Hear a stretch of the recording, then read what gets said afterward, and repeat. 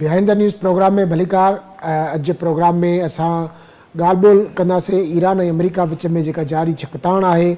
अमेरिकी जेके हमला ईरान ते कया विया आहिनि 80 खां वधीक उन्हनि टारगेट्स खे निशानो बणायो आहे। सेंटकॉम तरफ़ां इहो बयानु जारी कयो आहे। ईरान उन जी रिटालिएशन में कुवैत ऐं बहरेन ते हमला कया आहिनि। उते सायरन वॼी विया आहिनि। शहरनि खे महफ़ूज़ मुक़ामनि ते हंधनि ते जेको आहे मुंतक़िल थियण लाइ चयो वियो आहे।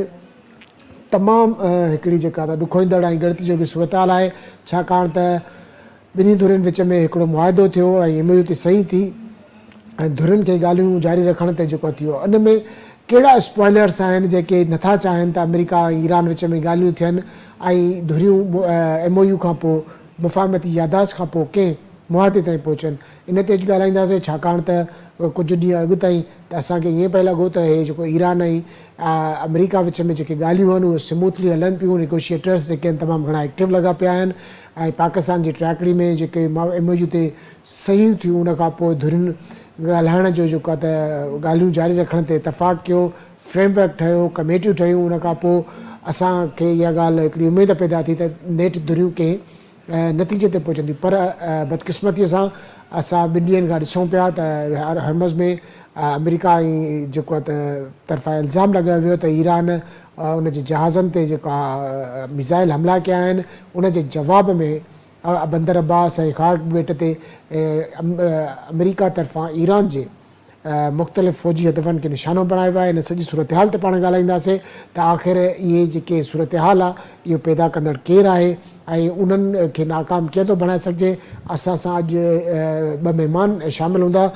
GR बलोच साहब अॻूणा एम्बेसडर आहिनि ऐं ज़फ़रुल्ला शेख साहब पाण बि अॻूणा एम्बेसडर आहिनि। ॿिन्ही खां ॻाल्हाईंदासीं ऐं पुछंदासीं त कहिड़ा सबब आहिनि, छाकाणि त असां मुख़्तलिफ़ वक़्तनि ते इहा ई ॻाल्हि कंदा आहियूं त हीअ जेका मुआदो आहे या जंगबंदी आहे या मुफ़ाहमती यादाश्त आहे इहा तमामु कमज़ोर आहे।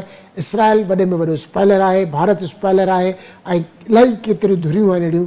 थी सघे थो त ईरान अंदरि बि कहिड़ा माण्हू हुजनि जेके अमुन न चाहींदा हुजनि। त इन सॼी सूरत हाल ते पाण ॻाल्हाईंदासीं। सभ खां पहिरियां असां ॻाल्हि ॿोल कंदासीं अॻूणा एम्बेसडर आहिनि GR बलोच साहब। GR साहब तव्हांखे वेलकम कयूं था प्रोग्राम में। GR साहब कीअं था ॾिसो हे जेको हिकु त वॾे जेको आहे त ॾुखियाईनि खां पोइ जेको मुआदो थियो, बल्कि MOU सिग्नेचर थियो, उन खां पोइ ओचितो जॾहिं असां ॾिठोसीं त ईरानी पंहिंजे शहीद लीडर जूं जेके आख़िरी रस्म अदा पे कनि, जॾहिं जेको जनाज़ो हो उहो इराक़ पहुतो त उन खां पोइ जेको आहे त हेॾां अमेरिका हमला कया, वरी ईरान हर्मज़ ते हमला कया। एक्चुअली अव्हां जी जेको आहे त ख़्याल में थियो छा आहे, ओचितो धुरियुनि में अहिड़ो छा थियो जो हिक ॿिए ते हमला वरी ॿीहर शुरू कया विया आहिनि? महिरबानी, तव्हांखे सलाम ऐं पंहिंजे जेके बि नाज़रीन असांखे ॾिसनि पिया उन्हनि सभिनी खे सलाम, दुआऊं ऐं सलामती जूं तमामु घणियूं सिंसियर विशिस। अल्लाह ताला हिन ख़िते खे, मुसलमाननि खे, सभिनी की हिफ़ाज़त में रखे। असल में हीउ ख़ितो जेको असांजो जंहिंमें असां बि आहियूं, साउथ एशिया ऐं वेस्ट एशिया, ॾाढे हिकिड़े नाज़ुक हालात मां गुज़री रहियो आहे। जंगी हालात आहिनि ऐं पाकिस्तान जो जेको मक़सदु हो अमन जे लाइ एॾी सारी काविश करणु, कोशिशि करणु, जेको वॾी एफर्ट हुई ॿिनि महीननि खां मथे, जंहिंमें आई थिंक राति ॾींहुं असांजा जेके बि आहिनि अमलदार, चाहे फील्ड मार्शल आसिम मुनीर हुजे, प्राइम मिनिस्टर हुजे, foreign minister, ministry of foreign affairs में फॉरेन सेक्रेटरी आहे, एम्बेसडर्स आहिनि। I think thousands of kilometers they have traveled and hundreds of hours they have worked. ऐं काफ़ी सारा ॿिया बि दोस्त आहिनि जिन जो में काविशूं शामिल आहिनि ऐं ऑब्वियसली असांजूं ऐं तव्हांजूं ऐं ॿिया जेके मुसलमान आहिनि उन जूं दुआऊं बि शामिल आहिनि। त हीउ ॾाढो हिकिड़ो डिसअपॉइंटिंग हो जॾहिं असां ॾिठो त हीअ वायलेशन थी, कंहिं कई, किथां आई, that is what needs to be determined. इन करे ज़रूरी आहे त जेकॾहिं हाणे होपफुली इन खे ओवरकम करे वेंदा ॿई धुरियूं ऐं मीडिएटर ज़रूरु कमु कंदा, पर इहो ॾिसनि त जिथां थिए पई थी इहा प्रोवोकेशन, इहा दुबारा न थिए। ऐं उनजे लाइ बेस्ट इहो आहे त जेको हुन में 14 पॉइंट्स में हिकिड़ो मॉनिटरिंग मैकेनिज़म लिखियो वियो हो त अहिड़ा क्राइसिस न थियनि, अहिड़ा एक्सीडेंट न थियनि। ॿियो हुते हिकिड़ी कमेटी ठहंदी जेका क्राइसिस मैनेजमेंट कंदी, इनकेस थी बि वञे त उनखे सॉल्व कीअं करणो आहे। टियों जेको आहे त जेके कॉन्फ्लिक्ट आहिनि, डीकन्फ्लेशन कमेटी जी ॻाल्हि पिया कयूं त जेको मसलन लेबनान में ख़ासि तरह आहे उनखे कीअं डीस्केलेट कबो। सो आई थिंक हाणे इहे जेके अहम नुक़्ता आहिनि उन ते मूंखे लॻे थो त शायदि अमल दरामद में का कोताही किथे थी आहे because of the coordination, because of so many people, या simply non-cooperation from the concerned parties. We don't know असल कहिड़ी हक़ीक़त आहे. ऐं ॿियो छा आहे त तमामु घणा डिस्ट्रैक्टर बि आहिनि, स्पॉइलर्स बि आहिनि. मूंखे लॻे ईअं थो कॾहिं कॾहिं त ईरान जे अंदरि बि आहिनि अहिड़ा कुझु शायदि एलिमेंट इन्हनि जी हुकूमत जे अंदरि या ॿाहिरि जेके अमन नथा चाहिनि ऐं अहिड़ियूं स्टेटमेंट्स आयूं हुयूं, ख़ासि तरह जेके पाकिस्तान आहिनि एॾे इनकलाब उन्हनि जो आहे त असां जंग न ख़तमु थियण वारी जंग विढ़णु चाहियूं था जेसि ताईं असांखे मुकमिल विक्ट्री न मिले. ऐं साॻी तरह सां अमेरिका में तमामु घणी क्रिटिसिज़म थियो ट्रम्प ते त हीउ कहिड़ो करे आयो ऐं मुआहिदो, इहो त टोटली प्रो ईरान आहे. ऐं वाक़ई जेकॾहिं ऑब्जेक्टली तव्हां ॾिसो त उन में चोॾहं नुक़्तनि में सभु कुझु उहो आहे जेको ईरान चाहियो पिए. In fact it has got more than what we would never thought कि कॾहिं ॾींदो अमेरिका. त स्टेट ऑफ हॉर्मोज़ में हिकु लिहाज़ सां इनफॉर्मली हुन जेको रोल कंट्रोल न सी there is a difference between role and control. हिन में आर्टिकल 5 आहे हिन 14 पॉइंट में जेको रोल जी ॻाल्हि थो करे त ईरान जो हिकिड़ो रोल हूंदो, छाकाणि जो हुन में उनजे भरिसां आहे जेकॾहिं को माइन आहे उनखे कढणो आहे, कीअं कढणो आहे, उहा कोऑर्डिनेशन करणी आहे. कहिड़ो इलाइक़ो आहे जेको सेफ आहे, इन जो मतिलबु कंट्रोल कतई कोन्हे. ऐं छा आहे त कंट्रोल जेसि ताईं मुंहिंजो पंहिंजो अंडरस्टैंडिंग आहे त दुनिया जो को बि मुल्क हुनखे कंट्रोल न वठणु ॾींदो, including us. If I was in the ministry of foreign affairs I will never allow any such development which will allow give monopoly to state of Hormuz to Iran. That will become very dangerous for the region and for us. It's not in our interest to have that. Sheikh Sahab, America ऐं Iran विच में जेको मुफ़ाहमती यादाश्त सयूं थियूं उन खां पोइ असांखे इहा उमेद पैदा थी त ॿिन्ही मुल्कनि में को न को मुआहिदो थींदो, कमेटियूं फ्रेमवर्क थियूं, उन खां सवाइ ॻाल्हियूं जारी रखण ते इतफ़ाक़ थियो.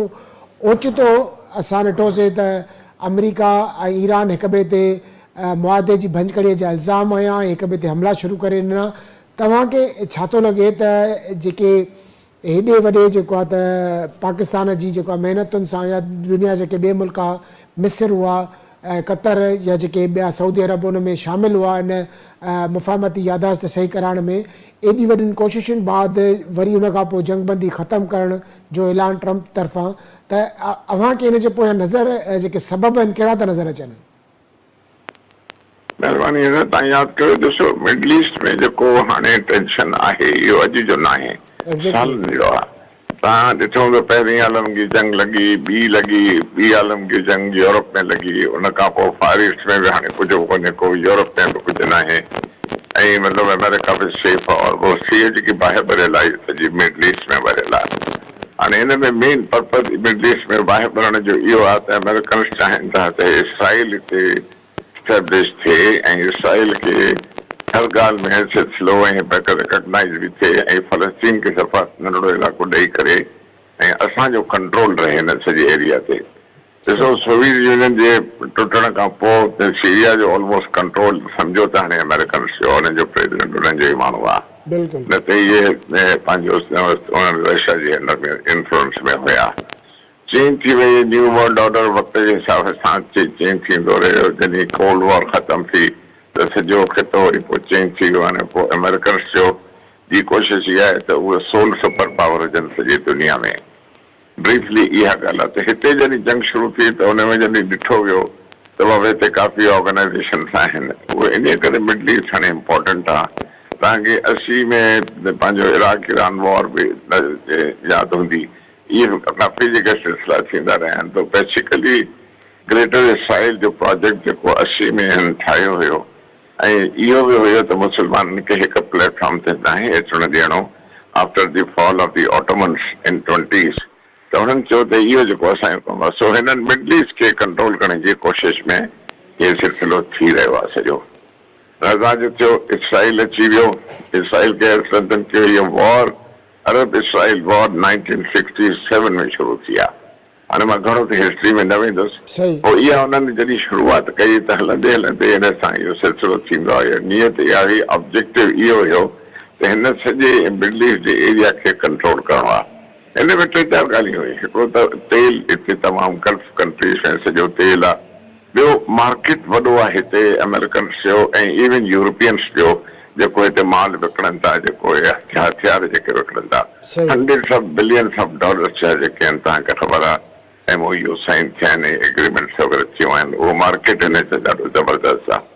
टियों जेको आहे बैलेंस करण जे लाइ चाइना छो जो मथे तमामु घणो उभरी आयो आहे, हाणे हिकिड़ी इकोनॉमिक कोल्ड वॉर बि उहा हले थी पई, रशिया पोइते थी वियो आहे, ऐं तो हाणे इहो सॼो पर्पज़ आहे जे अमेरिका जो त असां ईअं कयूं। बेसिकली इसराइल त जेकी अमेरिकन जी बेबी आहे, उहो जेको चवंदा आहिनि हर शइ हुनखे ॾेई हुनखे रखियो अथऊं पंहिंजे हिकिड़े क़िस्म जो, सम्झो त कॉलोनी आहे हुननि जी।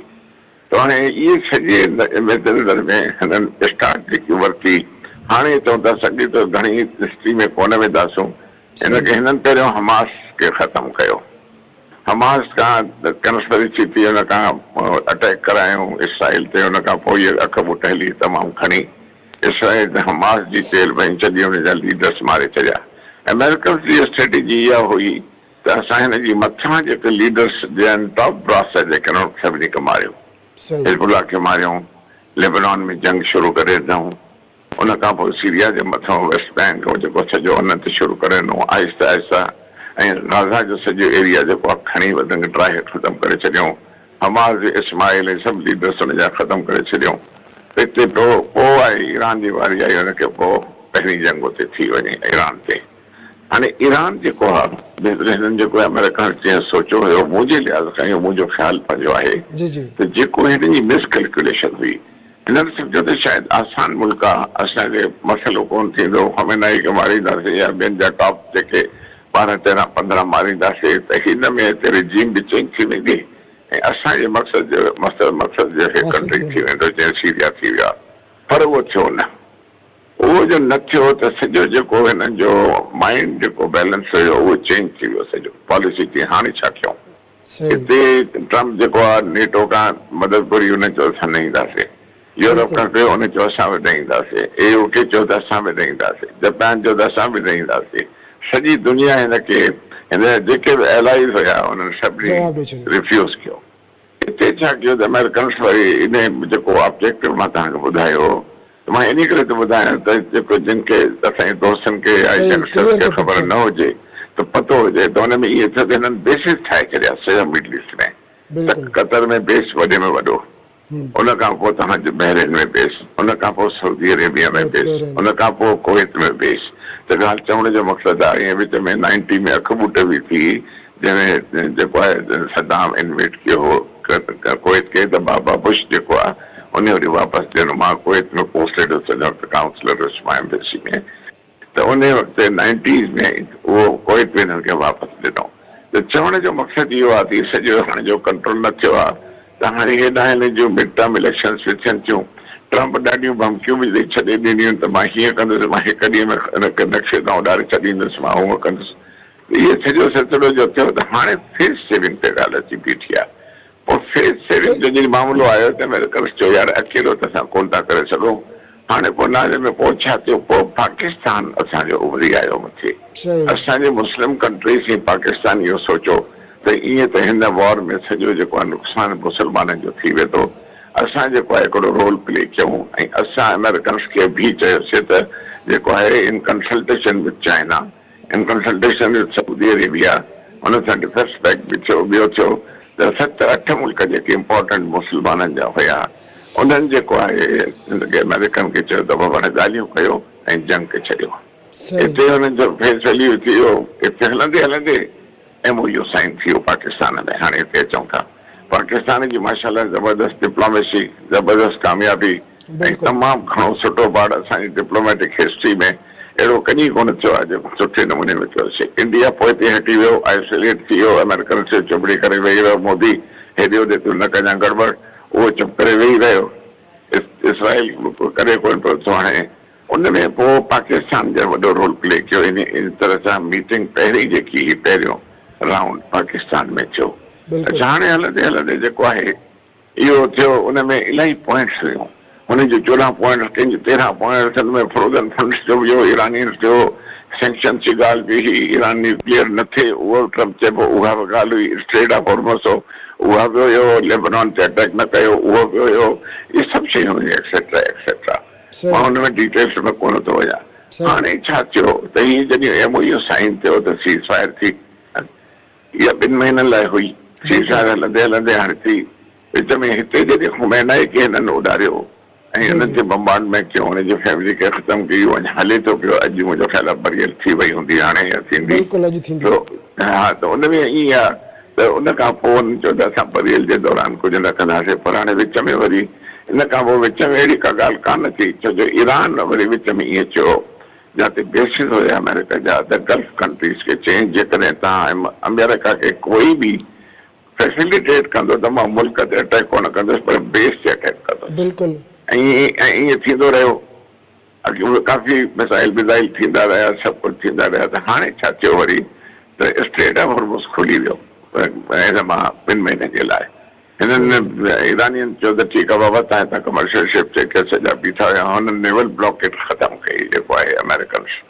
हुननि चयो त हिनखे खोलियो स्ट्रेट ऑफ हॉर्मुज़। हाणे असल स्ट्रेट ऑफ हॉर्मुज़ जॾहिं खोलियो, स्ट्रेट ऑफ हॉर्मुज़ हिकिड़ी 170 किलोमीटर जी हिकिड़ी स्ट्रिप आहे। हेॾां गल्फ आहे, पर्शियन गल्फ आहे, हेॾां गल्फ ऑफ ओमान आहे। त हिननि ॿिन्ही जो अमेरिका ऐं इन जो ईरान ऐं ओमान जी पाण में आहे हिन में जेको हितां लॻनि था पिया। तो हाणे अच्छा उन खां पोइ छा कयो त हितां के टोडियूं ॿिन्ही जी पहिरियों जी ॻाल्हि आहे, मुंहिंजे ख़्याल आहे जेका मां ग़लति आहियां त उतां। हा, त हुन में इहे 2 जेके कमर्शियल शिप्स जेके हुया, हिकिड़ो हिते ते कतर जो झंडो हुयो, ॿिए ते सऊदी अरेबिया जो झंडो हुयो। त नेचुरली उहो उन ते फायर थियो। हाणे अॼु ताईं इहा ख़बर न आहे त इहा फायर कंहिं कराया। हाणे ईरान एक्सप्लिसिटली मञियो न आहे, अमेरिका चए थो त ईरान आहे। बिल्कुलु के चवंदा त न इसराइल कराया आहिनि, अमेरिकन ख़ुदि कराया आहिनि जंग छॾण जे लाइ। हाणे छा आहे त ईरान उते जॾहिं स्ट्रेट ऑफ हॉर्मुज़ खोलियो हुयो त हुन में ईरानियुनि चयो त बाबा हीअ स्ट्रिप जेको आहे तव्हां तव्हांजो रस्तो आहे, हिन रस्ते तां वञो। उहो ॿिए रस्ते तां विया, हिते हिट थियो। हाणे उतां ॿिए रस्ते तां उहो जहाज़ छो विया, क्वेश्चन मार्क आहे। कंहिं मोकिलिया वञो, इहो बि क्वेश्चन मार्क आहे। त ॻाल्हि इहा आहे त हीउ सॼो जेको सिलसिलो उतां जॾहिं शुरू थियो त हुननि हेॾे हिट कयो ऐं अमेरिकन्स वरी हिट करे छॾियो। इन खां अॻु जेकी पहिरियों वार थी ऐं अमेरिका ते हिट कयो अमेरिकन्स, उहो तव्हांखे ख़बर हूंदी हुन डिटेल में घणा ई माण्हू हुन जा मारियो, इलाही तमामु ज़बरदस्त इंस्टॉलेशन से मारियो ऐं तमामु घणो थियो हिक ॿिए ते थियो। तो उन खां पोइ जो सीज़ फायर खां पोइ सॼो इहो थियो त ॻाल्हियूं कयूं था ठीकु आहे कंदासीं असां। छो जो ओॾे लोकली अमेरिका में बि ट्रम्प जो ग्राफ हेठि अची वियो। पब्लिक पुछे पई उतां त तव्हां छो ओॾे अमेरिका ईरान ते जंग कई आहे, छा हुनजी रिजीम चेंज थी या न थी। माण्हू मारींदा अथव त तव्हां इसराइल बि मारींदो अथव, हिते तव्हां बि मारींदा अथव। त हिते कांग्रेस बि चयो तव्हां असांखां परमिशन कोन वरिती आहे, कॉन्स्टिट्यूशन में तव्हां वॉर करण लाइ परमिशन वठो, सिक्योरिटी काउंसिल में बि काई ॻाल्हि न आई। त इहो जेको सॼो थियो ट्रम्प जो ग्राफ जे हेठि आहे त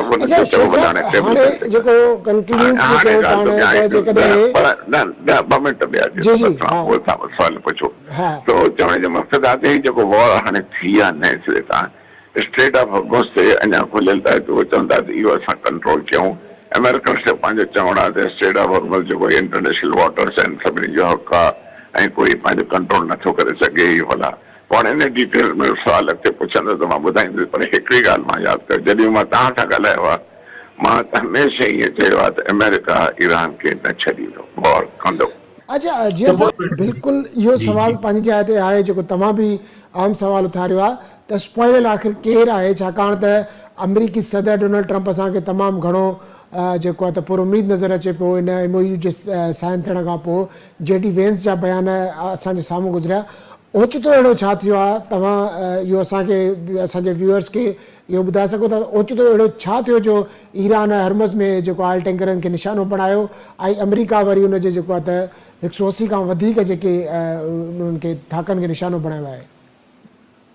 ॾिसो ईरान में की जेके ॿुधायमि तव्हांखे हिकिड़ा के तबिका आहिनि जेके पंहिंजे इन जंग खे हू पंहिंजी हिकिड़ी फतह पिया चवनि, जेका सब्जेक्टिव आहे, चऊं था त आहे बट टेक्निकल सोचे सघिजे स्टेट जेका आहे इमोशनल आहे, परसेप्शन लेवल ते ज़रूरु आहे, लेकिन फतह कोन्हे छाकाणि एॾो सारो नुक़सानु थियो आहे। नंबर 1 नंबर 2 अमेरिका खे पाण खे त नुक़सान न थियो आहे, वरी बि नुक़सान मुसलमाननि जो थियो आहे, JCC में थियो आहे, ठीकु आहे इज़राइल जो थोरो घणो थियो आहे, बट मोस्टली JCC कंट्रीज़ जो थियो आहे या ईरान जो थियो आहे। ऐं हींअर बि जेको रिएक्शन वञे पियो थो, मूंखे रुॻो अफ़सोस इहो थिए त जेको नुक़सान पियो थिए वरी बि थिए पियो थो JCC कंट्रीज़ जो, छो जो हिननि जी पंहिंजी स्टेटमेंट मुताबिक़ ईरान जे त असां सभु जेके अॾा हुआ अमेरिका सां तबाह करे छॾिया। इन जो मतिलबु आहे त हाणे इहे जेकी फायरिंग या त रुॻो फायरिंग आहे जस्ट टू प्रोवोक, या पोइ अॾनि जेके ऑलरेडी तबाह थियल उन्हनि ते वञनि पिया, उन सां वधीक प्रोवोकेशन वधे थी। को नतीजो त कोन थो निकिरे न, का बि जंग जंहिंजो को नतीजो न निकिरे त उहा हिकिड़ी खून ख़राबे जी ॻाल्हि थी वञे। सो आई थिंक ईरान खे ॾाढो तदब्बुर जो ख़्याल जो मुज़ाहिरो करणो पवंदो, तहमुल जो मुज़ाहिरो करणो पवंदो। ऐं इहा ई ॻाल्हि असांजी मिनिस्ट्री ऑफ फॉरेन अफेयर्स चई आहे त ॿिन्ही धुरियुनि खे तहमुल जो मुज़ाहिरो करणु घुरिजे। पाकिस्तान पंहिंजो कोशिशूं जेके काविशूं आहिनि पीस जे लाइ उहो जारी रखंदो ऐं जारी रखणु घुरिजनि, असां कयो आहे हिकिड़ो इनिशिएट, लेकिन इहा ॻाल्हि वाज़िब थियणु घुरिजे असांखे त ख़तरा तमामु घणा आहिनि। अमन जा दुश्मन अञा बि घणा आहिनि, वधीक एक्टिव आहिनि बल्कि पाकिस्तान जा दुश्मन जिन खे पसंदि न आहे त पाकिस्तान जे थ्रू इहो अमन पैदा जेको आहे सो एस्टेब्लिश थी वञे रीजन जे अंदरि। So I think there's a lot of work to be done इन में काफ़ी सारी कोशिशूं काविशूं ऐं दुआऊं खपनि थियूं। जियर साहब, हिते ईरान तरफ़ां इहो इल्ज़ाम लॻायो पियो वञे त अमेरिका मुआदे जी भंजकड़ी करे थो, ऐं अमेरिका तरफ़ां वरी ईरान ते इहो इल्ज़ाम लॻायो वञे थो, त छा इहो असां इहो नथा अज़्यूम करे सघूं त इहो जेको जेका स्पॉयलर्स आहिनि लाइक इसराइल या ॿियूं अहिड़ियूं धुरियूं जेके ख़ुदि ईरान में ई मौजूदु हूंदे बि उहे नथियूं चाहिनि त अमन थिए, तव्हांखे नथो लॻे त उहे उन्हनि जो को किरदारु थी सघे थो हिन में? वॾो किरदारु आहे उन्हनि जो, त वॾो किरदारु आहे। आई विल नॉट बी सरप्राइज़। ॾिसो हिन खां पहिरियां जेके केॾा वॾा लीडर शहीद थिया ईरान जे अंदरि, उनमें उन्हनि पाण चयो आहे त सभु मुसाद जा एजेंट हुआ, मतिलबु मुसाद जी तमामु वॾी पेनिट्रेशन आहे। ऐं इहो ई नुक़्तो वठी नेतन्याहू ट्रम्प खे कन्विंस कयो त रुॻो तूं हमिलो कर, हिकिड़े ॿिनि ॾींहंनि जे अंदरि असांजा एजेंट जेके आहिनि से they will mobilise the people and take over the country. So पर हाणे उहे वरी या त गिरफ़्तार कया आहिनि या पोइ वरी हाइडिंग में हलिया विया आहिनि, वरी ॿिए के इंतज़ार में आहिनि। So I will not be surprise त अहिड़ा प्रोवोकेशन। ऐं ॾिसो ऐं फायरिंग बि थी आहे किन मुल्कनि ते, क़तर ऐं सऊदी जे जहाज़नि ते, जेके सभ खां वधीक हेल्पफुल रहिया आहिनि हिन वेरी पीस प्रोसेस में। सो आई थिंक मां ईरान खे जे लाइ मूंखे I am a bit disturb त ईरान खे एॾो छो पंहिंजे इंट्रस्ट जो ख़्यालु कोन्हे को या अमन जो ख़्यालु कोन्हे को, या वाक़ई एॾी ग़लतफ़हमी थी वई आहे पंहिंजे मुतलिक़ त हाणे असां अमेरिका खे शिकस्त ॾेई छॾी आहे, हाणे जेको असां बणे सो कयूं। No, that's not possible. America is very powerful. उनखे मुंहिंजो इहो ख़्यालु आहे उनखे अवॉइड करणु घुरिजे त बहितर आहे। जी, लास्ट सवाल मुंहिंजो जियर साहब तव्हां खां इहो आहे त जीअं तव्हां ॿुधायो त पाकिस्तान समेत जेके बि ट्रैकड़ धुरियूं आहिनि, मिस्र आहे, तुर्की आहे या जेके कतर आहे ख़ुदि जेको इफेक्टिव आहे, उहे सफ़ारती कोशिशूं जारी रखी वेठा आहिनि। उन जूं जेके कोशिशूं आहिनि उन्हनि जो जेको तव्हां छा था सम्झो त उहे केतिरियूं असरातियूं आहिनि? ऐं छा उहे जेके कोशिशूं आहिनि हिन जेको मौजूदा जेको क्राइसिस आयो आहे ऐं ओचितो आयो आहे जंहिंसां सिर्फ़ु हिकिड़े बयान सां ट्रम्प जंहिंसां तेल जूं क़ीमतूं 6 सैकड़ो वधी वियूं आहिनि ऐं ख़ुदा न करे जीअं करे इहा सिचुएशन जारी रहे त इहा वधीक ख़राबु थी सघे थी सूरत हाल, त उहे जेके सिफ़ारती कोशिशूं आहिनि अव्हां जी नज़र में उहे केतिरियूं पावरफुल आहिनि ऐं उन जा नतीजा असांखे केसि ताईं नज़र अची सघंदा? ॾिसो, सेटबैक त आहे, छाकाणि जो हिकिड़ी 11 जुलाई ते हिकिड़ी मीटिंग रखियलु हुई, आई थिंक 2 ॾींहंनि खां पोइ या 3 ॾींहंनि खां पोइ, अॼु 9 तारीख़ आहे न, 2 ॾींहंनि खां पोइ। सो हाणे मां कोन थो सम्झां त एतिरो जल्दी थी सघे थी मीटिंग, थी सघे थो हुनखे कूलिंग ऑफ टाइम खपंदो ऐं ॻाल्हि ॿोल हलंदी, का कंडीशन्स पूरियूं थींदियूं। ऐं ट्रम्प हिकिड़ी सुठी ॻाल्हि इहा आहे त ट्रम्प इहो बि चयो आहे त भई मूं मुआइदो मुंहिंजे तरफ़ां ख़तमु आहे, लेकिन I will ask my negotiators which are very good to continue talking. इन जो मतिलबु आहे हुन गुफ़्तगू जो दरवाज़ो बंदि न कयो आहे। आख़िर उहा कहिड़ी फेस सेविंग आहे जेका अमेरिका चाहे थो ईरान हुनखे ॾियण लाइ तयारु न आहे? जेकॾहिं ईरान हुनखे ॾियण लाइ तयारु न आहे त जेकॾहिं ख़ुदा न ख़ासिता को हिकिड़ो बेरहम क़िस्म जो हमिलो बि करे थो अमेरिका ईरान जे मथां, त उन सां अमेरिका खे उहे पंहिंजा मक़सद हासिल थी सघनि था? अमेरिका जो मक़सदु ॾिसो, हाणे अमेरिका जो मक़सदु छा आहे? अमेरिका जो मक़सदु मां जेको अर्ज़ु करे वियुसि त हिन एरिया खे कंट्रोल करणु, ठीकु आहे। हाणे ओवरऑल हाणे ईरान हिकिड़ो अहिड़ो आहे जिन जूं प्रॉक्सीज़ जेके हुयूं ऐं ईरान हिकिड़ो तमामु मज़बूत मुल्क थी उथियो जिन जो लेबनान में बि ऑफकोर्स आहिनि हिज़बुल्लाह वारा जेके आहिनि ऐं मथे हुशीस बि आहिनि होॾे यमन में ऐं सऊदी अरेबिया में बि कुझु आहिनि त शिया जो जेको सॼो सिलसिलो आहे उते ईरान सॼो कंट्रोल थो करे। हाणे हिकिड़ी ॻाल्हि आहे त मूंखे जेको लॻे थो ईरान अकेलो त न आहे न, चाइना ऐं रशिया जी सपोर्ट हूंदी, ईअं त अकेलो त कोन थो विढ़े वेठो जेको आहे अमेरिका सां जेको आहे। त चवण जो मक़सदु इहो आहे त तव्हां जेको सुवाल पुछियो आहे उहो उनजो ऑब्जेक्टिव ई इहो आहे त हिन ईरान खे जेकॾहिं ख़तमु कंदासीं त हिन सॼे ख़िते में असांखे आसानी थींदी इसराइल खे एस्टेब्लिश करण जे लाइ ऐं उनखे टेरिटरी ॾियण लाइ बि ऐं असांजो सॼो कंट्रोल जेको आहे हिते शेख साहब सवाल इहो आहे त छा ईरान ख़तमु थी वेंदो अमेरिका जे बेरहमानी कार्रवाई सां? ईरान ख़तमु ॾिसो मुल्क कोई ख़तमु कोन थींदो आहे, न को का मूवमेंट ख़तमु थींदी आहे। ॾिसो हमास को मरण सां को ख़तमु थोरी थी आहे, ठीकु आहे वक़्ती वक़्ती हुननि ते ॾुखिया वक़्त मुल्कनि ते ईंदा आहिनि। मां हिननि मुल्कनि में सर्विस कई आहे, जापान में मां 7 साल रहियो आहियां, सभु शयूं जेके आहिनि त ईअं थोरी आहे त को मुल्क मरी वेंदो या मूवमेंट मरी वेंदी, ईअं न आहे। ईरान खे केतिरो बि कंदा, छा कंदा, वधि में वधि खणी हो चवंदा त ईरान पंहिंजे मुल्क जी हुकूमत आणियूं, छा कंदा, वरी ख़ुमैनी जो ॿियो कंदा जेको कंदा। पर मक़सदु इहो आहे त उहो चाहिनि था त ई ख़िता जेके आहिनि असांजे इन्फ्लुएंस में रहनि। साउथ एशिया सॼी इन्फ्लुएंस में ऑलमोस्ट आहे, ॾिसो इंडिया ऑलमोस्ट हुननि जे इन्फ्लुएंस में आहे।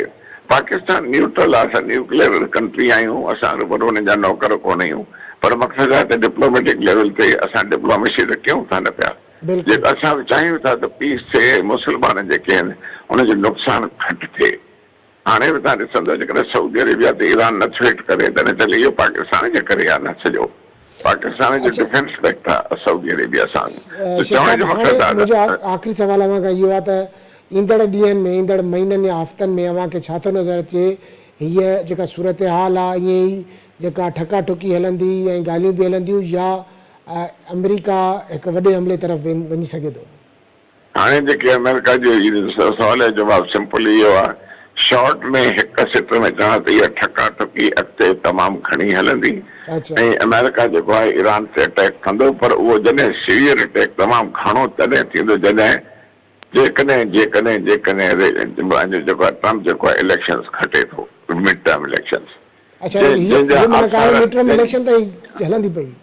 जंहिंजा तमामु घटि आहिनि। मिड टर्म इलेक्शन्स ताईं ही अख ॿूट खेॾंदा रहंदा, मारींदा बि, अॻिते वधंदा, ॻाल्हाईंदा बि, हिनखे बि कंदा, पाकिस्तान खे चवंदा, वरी ॿियो कुझु कंदा, हीअं कंदा। इहा हिन मथे तेसि ताईं 2-3 महीना जेकी आहे हिनखे नुक़सानु पहुचाईंदा रहंदा, कमज़ोर कंदा रहंदा हिननि खे। पर असली मां सची ॻाल्हि ॿुधायां, ही वॉर कंदा, जंग कंदा बाक़ाइदे, पर जेकॾहिं ट्रम्प न आयो इलेक्शन्स में त पोइ वॉर कोन थींदी। डेमोक्रेट्स न कंदा, छो डेमोक्रेट्स हिन शइ जे ख़िलाफ़ आहिनि, इन करे। पर जेकॾहिं रिपब्लिकन्स वरी अची विया, जेको मूंखे लॻे थो त मुश्किल आहे, छो जो ट्रम्प काफ़ी पंहिंजो जेको ग्राफ छॾिया। वॾी महिरबानी ज़फ़रुल्लाह शेख साहब। नाज़रीन, ज़फ़रुल्लाह शेख ऐं IGR बलोच साहब जो ॻाल्हियूं ॿुधियूं, उन्हनि जो जेको ओपिनियन, उन्हनि पंहिंजो ओपिनियन पंहिंजे तजुर्बे जे हिसाब सां रखियो। ओवरऑल जेकॾहिं ॻाल्हि कजे त असां सभिनी जी उमेद शुरू खां ई वठी, जॾहिं 28 फरवरी खां इहे हमला शुरू थिया, जंग हली 40 ॾींहं, उन खां पोइ जंग बंदि थी, उन खां पोइ MOU थियो। सभ खां वॾो जेको मोटिव पाकिस्तान जो इहो ई आहे त ख़िते में अमन थिए। पाकिस्तान हिन ॿिन्ही धुरियुनि जे विच में हिकिड़ो ट्रैकड़ आहे ऐं पाकिस्तान हाणे बि कोशिशूं वठी रहियो आहे। असां उमेद इहा ई था कयूं त जल्द खां जल्द धुरियूं ॻाल्हियुनि जी टेबल ते अचनि, छाकाणि त जेकॾहिं को मुल्क कंहिं मुल्क ते सीवियर अटैक बि करे, ख़ुदा न ख़ास्ता न्यूक्लियर अटैक बि करे, उन खां पोइ बि ॻाल्हियूं थींदियूं आहिनि। इन खां बहितर आहे त कंहिं वॾे नुक़सान में पवण खां अॻु ॻाल्हियूं कजनि ऐं मामला वेही हल कजनि। अॼु जे प्रोग्राम लाइ एतिरो ई। ईंदड़ प्रोग्राम ते ॾींदा इजाज़त। अल्लाह भाई।